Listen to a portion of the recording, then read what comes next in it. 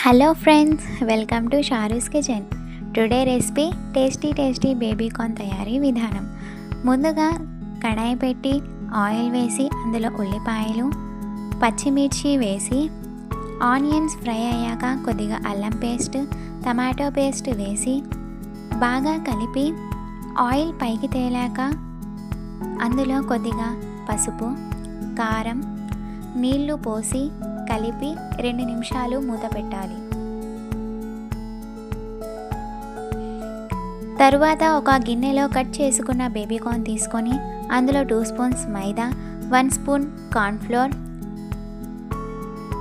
అల్లం paste, salt,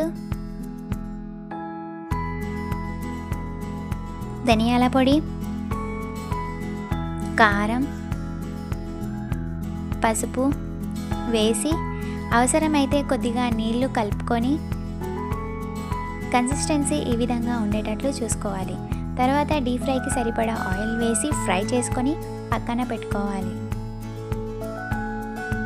మనం ముందుగా తయారు చేసుకున్న టమాటో పేస్ట్లో ఈ ఫ్రై చేసుకున్న బేబీ కార్న్ని వేసి కొద్దిగా కొత్తిమీర వేసి సర్వ్ చేసుకుంటే అంతే, టేస్టీ బేబీ కార్న్ రెడీ. ఈ రెసిపీ కనుక మీకు నచ్చినట్టయితే please like, share, comment and subscribe to my channel Sharu's kitchen.